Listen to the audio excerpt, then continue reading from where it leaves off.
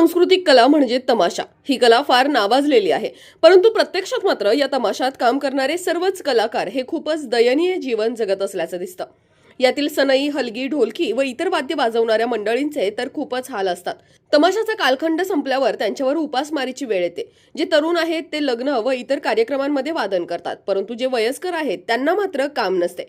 काही वयस्कर कलावंतांना शासनाकडून कलाकार मानधन योजनेतून अर्थसहाय्य मिळते, परंतु बेरोजगारीमुळे जे तरुण वाजंत्री झालेत त्यांना मात्र कुठलेच अर्थसहाय्य व मानधन शासनाकडून मिळत नाही.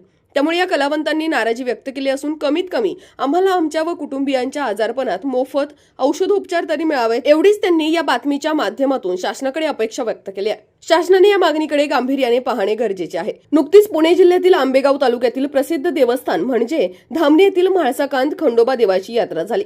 यात मातंग समाजातील अनेक वाजंत्री कलावंत देवाच्या दारात आपली मोफत कला सादर करण्यासाठी दरवर्षी येत असतात.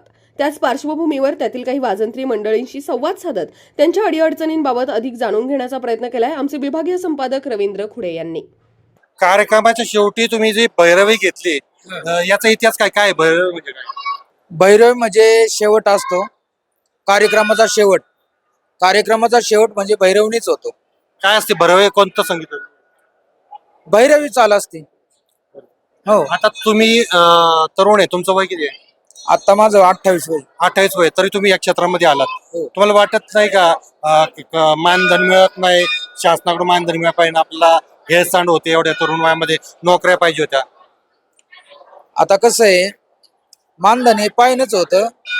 आणि आता आमचं शिक्षण म्हणजे 12वी पास होऊन जवळजवळ 5-6 वर्ष झाले. मग आता आपल्याकडे नाही का पैसा नाही, प्लस आपली ऐपत नाही. थोडक्यात तुमचं गाव काय, नाव काय? आमचं गाव लोणी धामणी म्हणजे लोणी. तुमचं नाव? नरेश एकनाथ पंचरास. तुम्ही आता सनई वाजवत होता, असं सनई वाजून तुमच्या गाल काही आजार वगैरे दुखतात, असं काय होतं? टॉन्शिनचा त्रास होतो सनाईन. त्रास होतो. बाबांचं वय 75 झालंय आता, तुम्ही अजून कडक आहे, ढोलकी वाजवत होतात, पण त्रास होतो का शारीरिक? त्रास होतो जाणवतो मला, दमाय बी आहे आणि अशक्तपणा झालाच होता. काय तसं काय प्रपंचाची तकतक आहे, मानधन भेटते पण आता राखाडी मिळेल ते बी, बाकी नाही काय. प्रपंचाचे पोरगा आताशी एक होतो, अजून काही त्याचं लग्न नाही झालं, लग्न होईल आणि मग आता प्रपंचासाठी हा त्रास आहे. तुमचं नाव काय आणि गाव कोणतं? माझं नाव संदीप शिवाजी पंचरस, लोणी. तुम्ही काय वाजवतात? ढोलकी. तुम्हाला कितव्या वयापासून तुम्ही ढोलकी वाजवता? मी 15 वर्ष. 15 वर्ष. काय त्रास होतो का या सगळ्या वाजवत? होतो ना. मग तुम्ही अनेक गावांमध्ये जाता, जागृत करता, तुम्हाला त्रास शारीरिक होत असेल, तुम्हाला काय काय त्रास होतो? होतो. तुम्हाला ऐकायला येत नाही आता? कशामुळे येत नाही? हलगीमुळे तुम्हाला ऐका. किती वर्ष झाले वाजवता तुम्ही? मी 30 वर्ष. 30 वर्ष झाले. ऐकायला येते का आता? नाही, थोडं कमी. अशी अवस्था आहे कलाकारांची, ऐकायला येत नाही, हेळसांड होते, त्यांच्या शरीराचा त्रास होतोय. तुम्ही काय सांगताय, काय होतोय त्रास? त्रास होतो ना, डीजेच्या आवाजाने आणि त्यांनी आवाजाने प्रदूषण होतं. परत अनेक वाजवायला गेल्यानंतर पुढे कार्यक्रम असला तिथं, त्या ठिकाणी थंडीचे दिवस असतात, होती थोडी ताणाताण होती. बाबा तुमचं वय किती? 60. काय नाव तुमचं? माझं नाव नामदेव लक्ष्मण जगताप, जगताप. कुठले तुम्ही? गंगापूर, बरं, गोडेगावच्या पुढे. तुमचं वय 60 आहे. काही कलाकारांना मानधन मिळतं, यांच्यासारख्या कलाकाराला मानधन मिळत नाही, तरुण म्हणून.